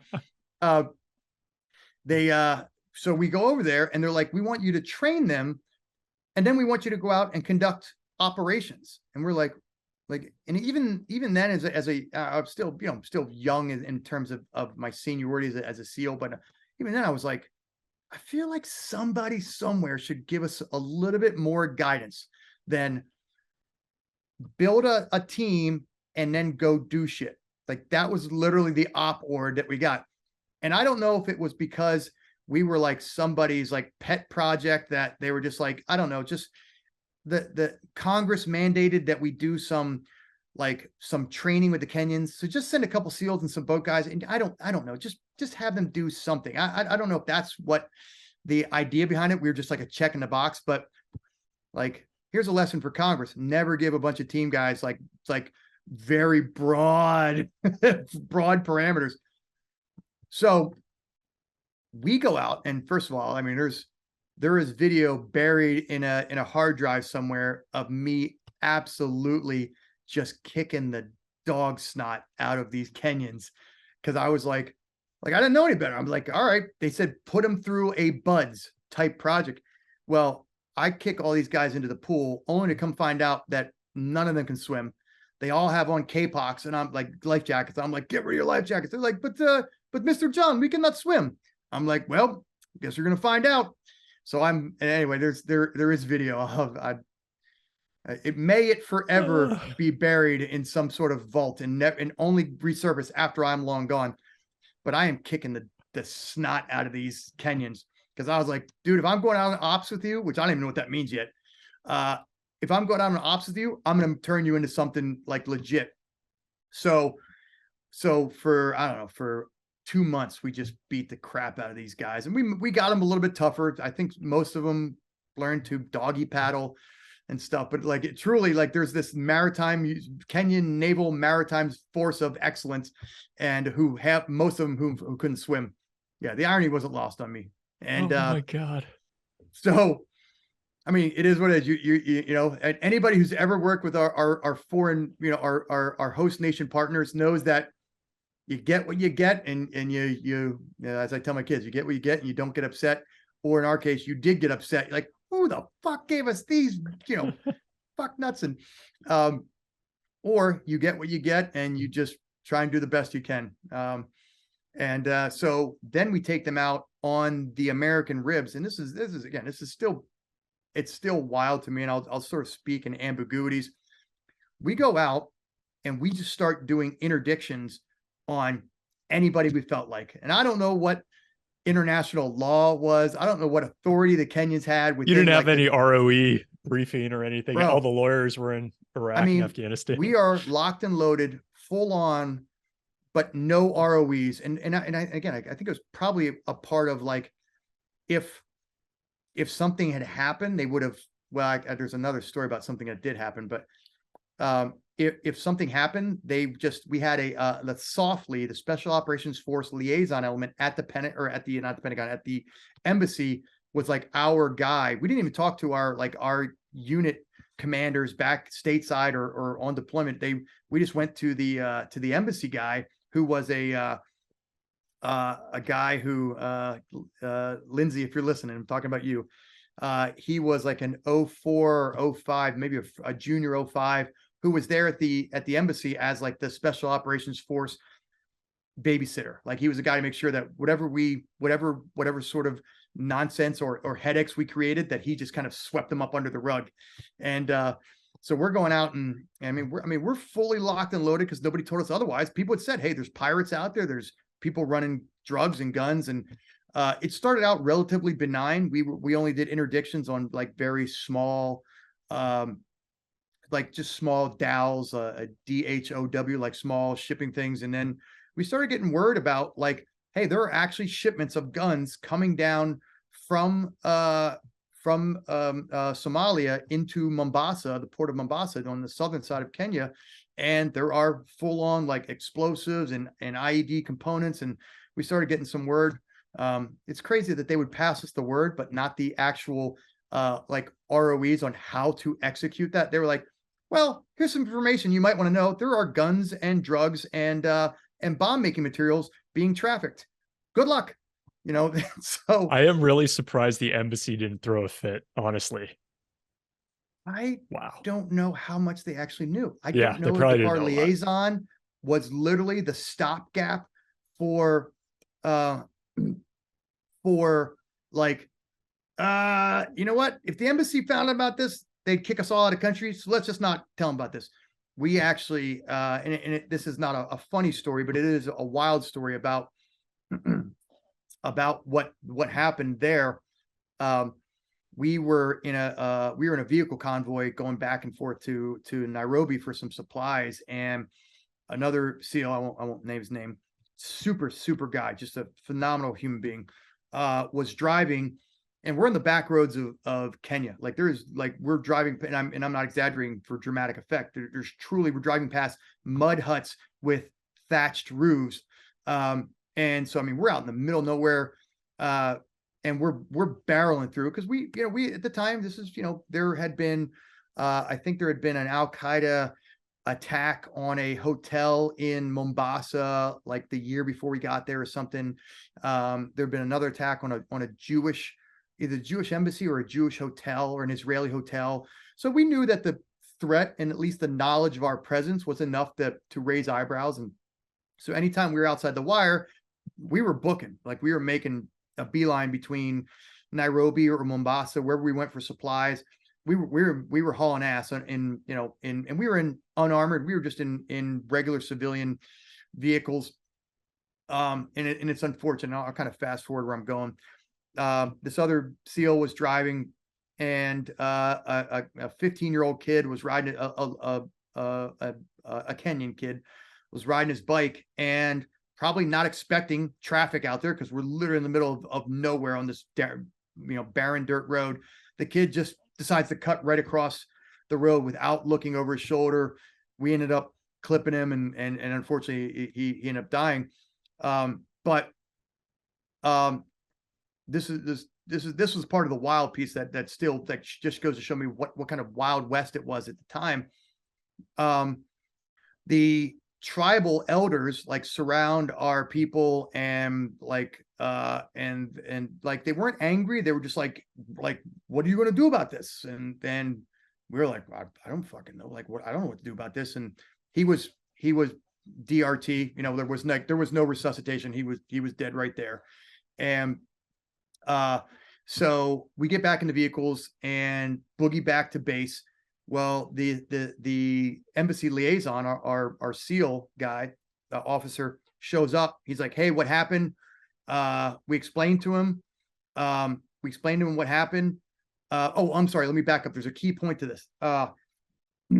At the incident site, we're like, we don't know what to do. And so the tribal elder is trying to communicate with us, and we didn't have a terp with us. And we take all the cash that we had. And I think I had like 200 American dollars on me, and everybody else had a couple bucks. I think most of them had spent a lot of theirs on supplies or whatever. And so I think we got, I'll make up a number. I want to say it was around $350 US. And so we give that to the tribal elders, and we're like, here. And like, we literally, we don't know what we're doing. We're just trying to, this is how I GSD, this is how I get shit done. Right. We just figured it the heck out right there. And we give that to tribal elder, and he was like, okay, like, I will take this to the family. I have no idea if he's taking it to the family or if he's pocketing. I don't know how that stuff, how the tribal politics works, but we give it to him and off we go. Well, the soft liaison, the Special Operations Forces liaison from the embassy comes down. By this point, we've been on the phone with him. He comes down. He's like, what happened? We explained to him. And this is the part that made me realize that he is the gatekeeper to make sure that whatever happens stays down at the lowest level and none of our shenanigans ever get trickled up. He goes, what happened? We explained to him. He says, okay. He says, what did you guys pay him? We told him we get it. He goes, who paid him? And I was like, I collected all the money. He goes, how much? I say, I think $350. He goes back into his car, comes back out with a briefcase, opens it up. He goes, $350. And I was like, yeah.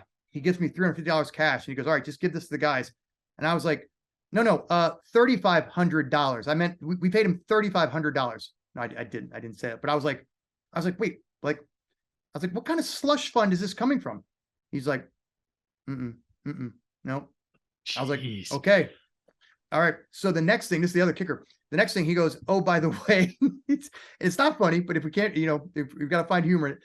The other thing he says is, he says, oh, by the way, there is a warrant out for the arrest of the driver, who I'm not going to say his name. The warrant out for the arrest of the driver. He goes, he's going to be acquitted. We know it, but he will have to go through the Kenyan kangaroo court system. And we're not going to let that happen.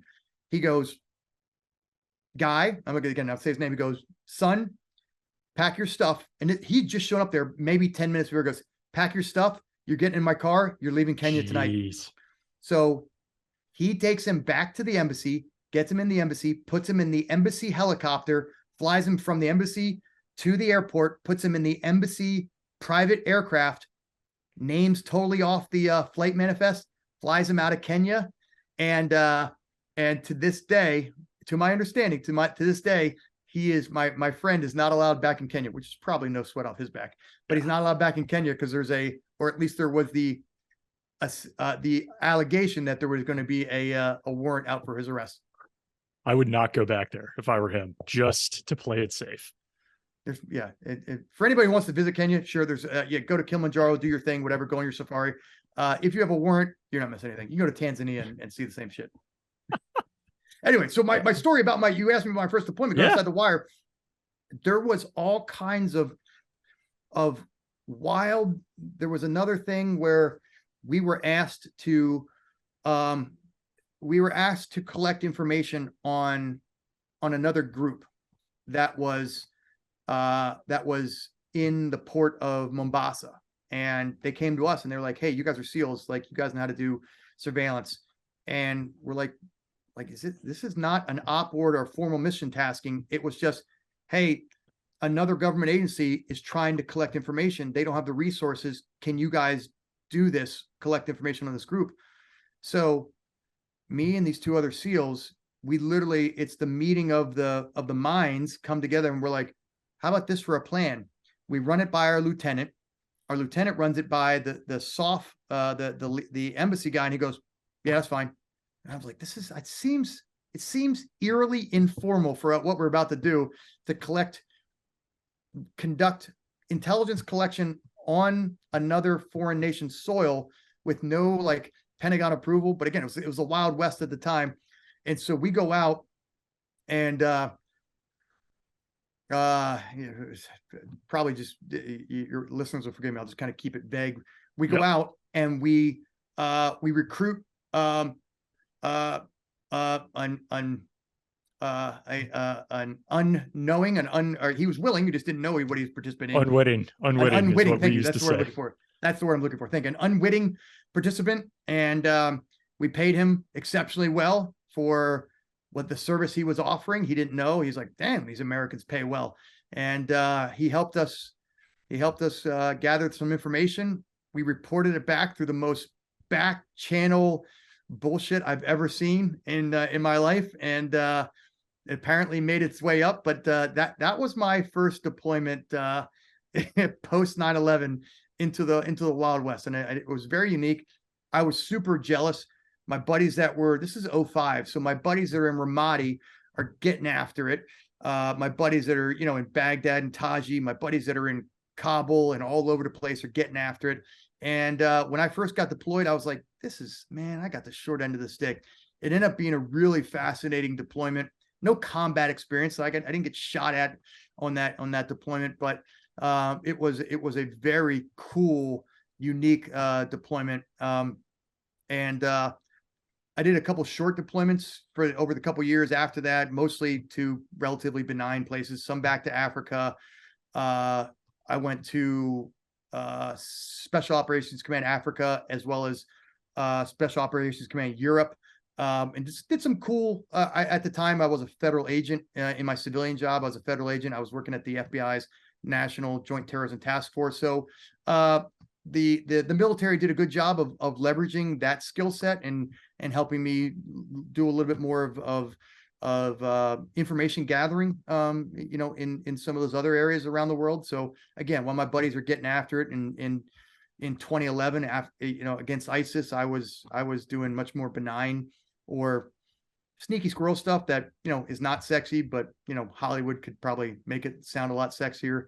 And then I'll conclude with, I got recalled in 2016. By now, I'm a 40-year-old senior 03, had just put on, I've just been selected for 04. And so I was like, in my mind, I'm still like 27, ready to get after it. I'm like, I'm still the E5. And I show up in deployment. And for your listeners, you might be like, wow, yeah, he had a lot to offer. If you're an active duty SEAL and a part-time 40-year-old junior 04 shows up and says, put me in the front, boys, that is when he's a comedian, because you're like, hey grandpa, get in the back. If we're lucky, you'll be lucky if you even go on the ops at all. But if you are, you're going to be in the back. And I'm like, wait, you don't understand. I'm ready to get after it. And they're like, sure, yeah, sure thing, old man. So that deployment was a different deployment. This is the first time I'm really going as an ops guy. I got to experience some cool stuff. that was the first time having artillery land, near me, and that was kind of cool. But again, I had guns pointed at me, and that was the longer story, but never got shot at. Never had some of the wild stories where dudes are talking about, a grenade bouncing off their helmet or something. Never had any of those wild stories, or like some of your guys that have come on. I'm like, man, I don't have these cool stories. Yeah. John, you almost say it like you're disappointed. Would people be surprised to hear that? I think I've always tried to say it like this, and I there's a saying that I used to say to my mom, which in hindsight probably didn't make her feel more comfortable at all. I said to her mom, I heard the saying, I read it somewhere, like, to me it was Shakespearean in its eloquence, but it said, we take these chances not to escape life, but to prevent life from escaping us. We take these chances not to escape life, but to prevent life from escaping us. So for me, the adrenaline rush of being in some of these things, that was what I was seeking. There was a little bit of it. I know I wasn't one of those guys who was like, let's do a daylight patrol until people shoot at us, so then we can shoot back at them. Like I wasn't that kind of guy. I was, God bless the Marines who do that day and night, and I love them. I love them for that reason. But I've always tried to explain it like every lawyer who's ever, I suspect, not every, most lawyers who dream of being a lawyer don't dream, I don't know, maybe I'm totally wrong. I suspect when they first dream of law school, they're not like, I'm going to be a corporate attorney and I'm going to write like corporate policies and I'm going to keep I'm going to keep IBM out of hot water by ensuring that, our liability protections are watertight. Like nobody dreams about that. What they dream about is going to law school, passing the bar, and then getting in like a few good men and hitting them with like a Tom Cruise few good men line. Like, you can't handle the truth.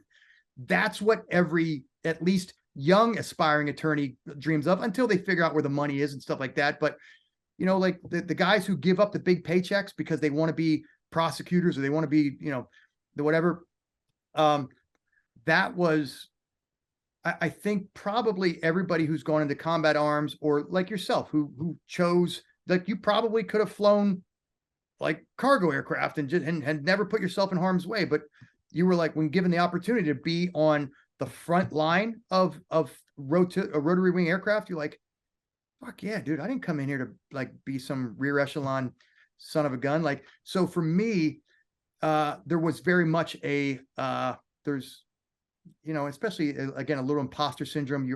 I'm at least myself, I always compare myself to the guys next to me, and these guys got after it. And I'm like, man, I'm glad I didn't get shot. I'm glad I didn't get, severely injured, in one form or another. But there is a piece of me that goes, I went to law school. I passed the bar because I wanted to go into a courtroom. And for me, it was, I went to Buds. I got my Trident. I trained up. I trained up because I wanted to be able to put my skills to use. And so, at 47, no, that ship has sailed, and there's probably not too much regret. But at the time, for sure, man, when I was still, looking to get after it. And I knew that my deployment in 2016, I knew that was most likely my last one. And so there was a piece. I'd never been to Iraq. So there was definitely a piece of like, hey man, this is, everybody wants to be shot at until they're shot at and they're like, oh, this sucks. So there's probably a piece of that a lens, a perspective that I'm missing because I didn't have that. Yeah, man, there for sure was, there's still a piece of the 22-year-old kid that's like, yeah, it wouldn't have been that bad to get after it a little bit. I got to say, you're not alone in that. Where, yeah, I mean, I did a rotation to Afghanistan. We were in engagements, but I wasn't in 160th. I wasn't flying little birds, like throwing you guys into the fray. There's always this like next level that I think so many of us are. I mean, hell, you have a Trident. Like, you're in the smallest community possible with that. And That's you've so funny you deployed. say that, because I look at you and I'm like, oh, dude, you were flying fast attack helicopters. Like, you're badass. Yeah. So, but I think that's it. And then even like Tom Satterley, a former Delta operator, like for him, he was like, what's the next mountain I can go climb? And there was never an end to it. Yeah. And even like, how can I get into the corporate world and go and kill it like that? Yeah. I don't know. So I don't think you're alone by any means. All right. I've kept you a long time, John. There are a couple things I wanted to ask. I'm going to set you up for a potential joke that might fall flat, but I've wanted to ask somebody this, and I feel like you're the best candidate for it. So I'm going to seed it to you so you could start formulating. No pressure to come back with a good witty joke. Yeah. I know there's a pressure. I mean, it's not a joke you have to tell. This is more, I'm going to throw the different branches of service at you, right? Army, Navy, whatever. I want you to associate them with some alcoholic drink. Okay. So as though you're trying to stick it to somebody in another branch, right? Like, what would you associate them with for these different types of drinks? Okay. The reason is I've been interviewing some other folks for a project that I'm doing. People I've interviewed before, but they're pretty serious. And when I ask them to make a joke about another service, it's like pulling teeth to try to get it. So I'm wondering if I could take this approach. And I felt like if there's a comedian here, they could do this. Oh man, now I feel the pressure just to be like extraordinarily clever in my responses, really witty. Gosh. We'll edit out the lead up to this, or we could just remove it entirely if you feel like it doesn't land. But since this is a joke about alcohol, I feel like you should have told me this at the beginning, and I would have been doing shots the whole time, and I'd have some really clever one-liners, or at least in my own mind, they'd be really clever. So, all right, hit me with them. Let's go. Imagine you're in the bar, and somebody's like, "Hey, what does an army guy drink? Or what's a drink that's fit for the army?" Um, the Beast Ice. That's Milwaukee's best ice. That's the cheapest, most garbage shit I drank in college. It'll give you diarrhea the day after. You make incredibly poor decisions. But you know what? Since most Army guys are drinking at 17, 18, 19 years old, or these young, private nobodies, that's all they can afford. I think when I was in college, I think a case of that was like $6. So the Beast Ice, maybe Milwaukee, maybe old Milwaukee Pounders in the 16 ounces. If you're if you're an officer in the Army, that's probably what you're drinking. But it's got the word Milwaukee in it, and it's in a can, and it was manufactured with like water out of some creek that's downstream from a manufacturing plant that just dumps all their residue right into that water. That's for sure.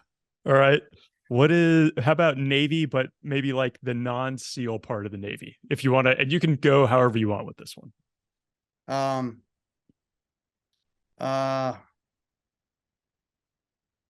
Cosmos. Yeah, they're probably drinking a Cosmo. That's a gay joke, with the Navy, but what they say about it, submarines, 100 men go down and 50 couples come up. So yeah, the Navy's drinking Cosmos. And I know listen, oh, shut up everybody. I know it's 2023. I'm not allowed to make those jokes. I'm still old school. On this show, man, this is what we're looking for, because I think that's yeah. what we all loved so much about it back in the day. They're drinking Cosmos. It's got an umbrella in it. Some of them have the more manly of the sailors, they don't have their pinky out. But it's still pink. You're not kidding yourself. It's still a Cosmo. Who are you kidding? It's a Cosmo's a Cosmo. You can put lipstick on a pig, but. What about the aviation side of the Navy, if you had to draw a line there? Ooh. They're drinking whatever Matt or Goose was drinking when he's just metrosexual enough to be like really borderline homosexual, but you're like, no, like, cause he's in his dress whites. He's got the cool Vanilla Ice hair. He's wearing his sunglasses inside a dark nightclub, which is, come on, dude. Even my gay friends would be like, that's way gay. And whatever he's drinking, it's like a wannabe. It's like belonging to a country club where they can actually afford like a really nice Blanton's or like a something, except he's ordering like the cheap version of Blanton's, like some knockoff well drink, but he's putting it in like a Tom Collins glass to make it look like a rocks glass to make it look like he's fancy. I love it. I'm going to hold on the SEALs until the end, so you can keep building that one. What about the Marines? Ooh, Marines are they're Bud Light or Budweiser through and through. That's all American. They're not drinking Coors Light. I ain't drinking that pansy ass light beer. They're drinking like full-blooded Budweiser. If they see another Marine who's got what's a Michelob Ultra, they just go up and smack it out of his hand and they just hand him another Budweiser and they're like, America, motherfucker. And then they don't even drink it. No Marine has ever popped the top of it. The only thing they know how to do is bite the bottom and drink it from the bottom. There you go. I love Marines. this, man. I love you guys. I do love Marines, man. They're fucking take that hill. But sir, there's 100 like fortified enemy at the top. I didn't ask for your excuses. No, sir, I wasn't offering excuses. I was just telling you what we're doing. Now let's go. I love them. Marines are awesome.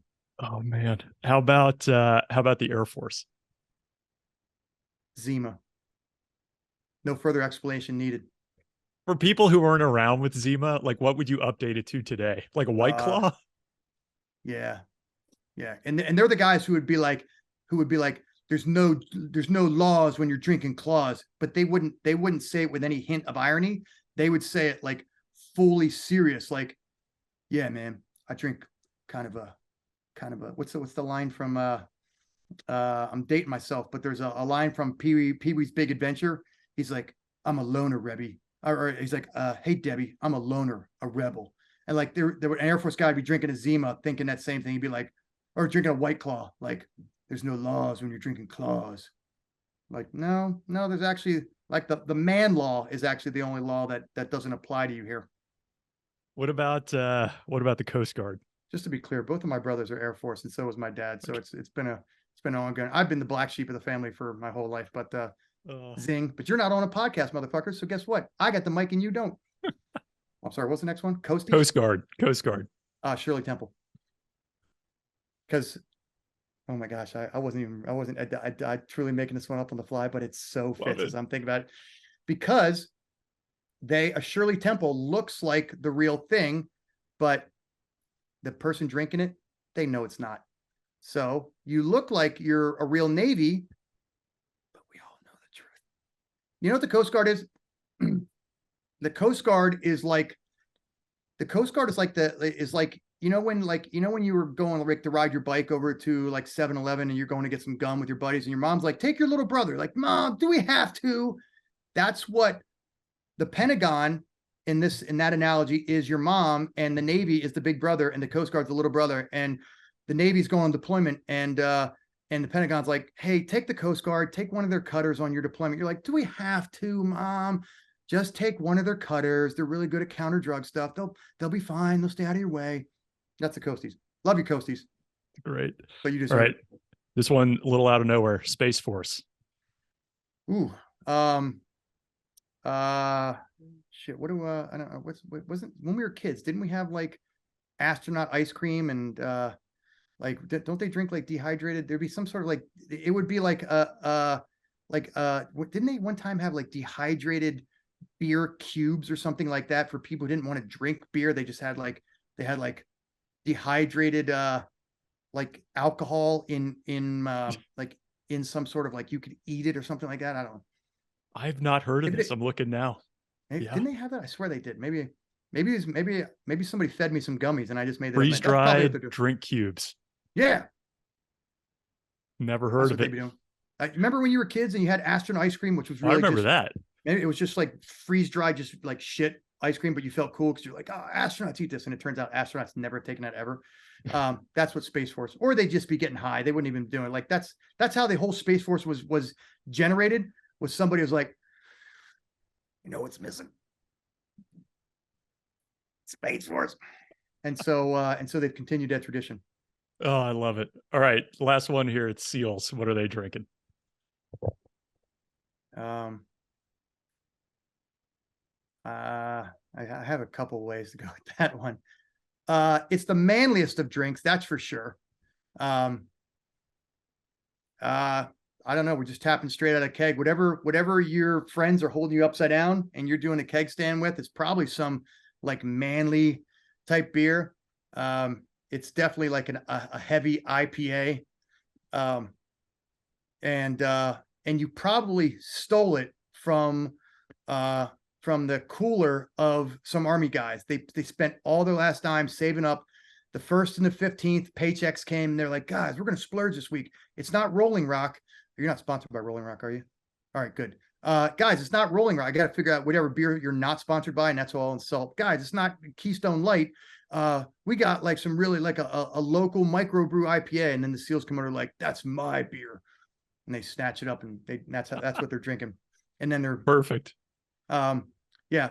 As a caveat, as a middle-aged dad who likes to think I'm still a cool like team guy, but as a middle-aged dad, whoever listens to this podcast and then sees me out is going to see that I'm probably drinking like a stateside mixed drink, or since my wife is trying to help me get on a reduced gluten diet. Again, never words I thought would come out of this man's mouth.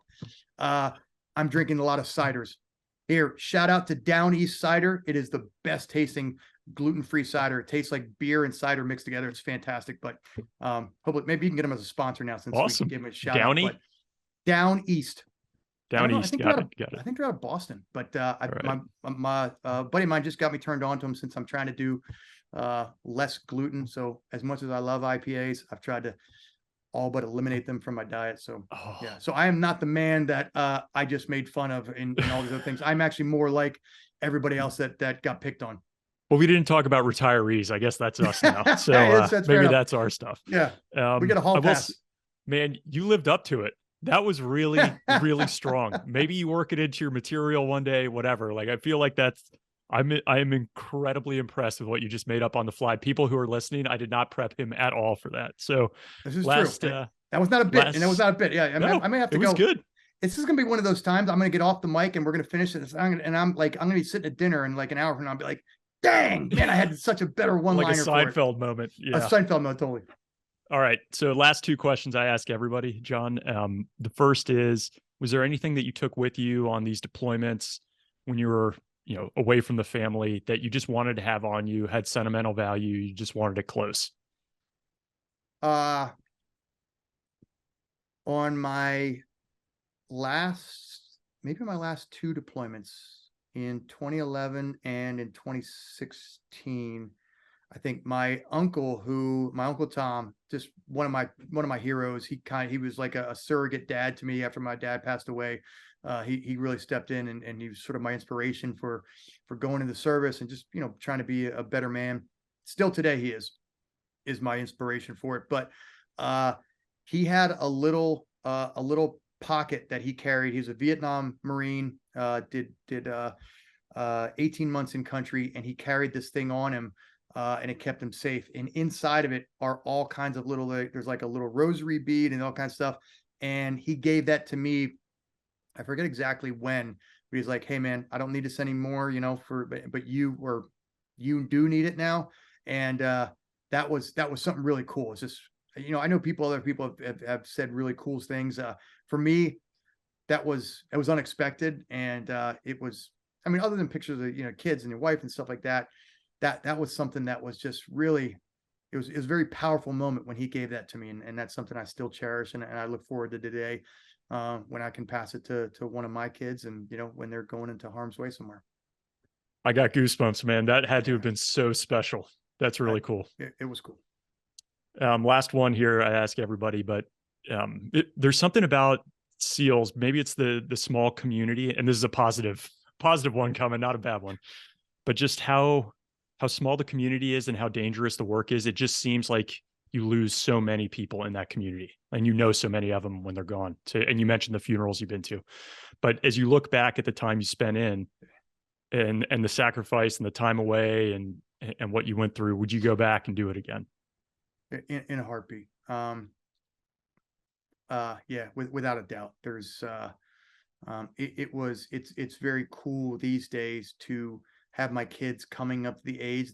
My daughter's 14 and the boys are 12 and 10, and they're just kind of coming into an awareness of like what it means to sacrifice. And I've talked to them about I had two kids when I deployed in 2011, 12.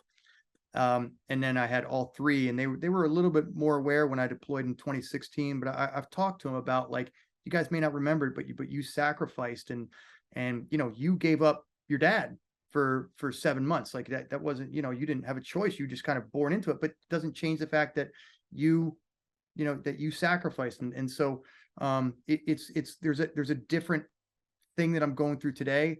At the time, I loved every second of being in the teams, and I miss that camaraderie, and I love here in Philly. There's a pretty good contingency of SEALs that we get together on occasion, not as much as we'd like to, but we have a text group going around. We'll share information, and somebody will have a golf outing, and they'll invite a bunch of other guys too. And shout out to the SEAL Future Foundation for hosting a golf event every year where we invite all local SEALs to come and participate for free. And but where I was going with it is,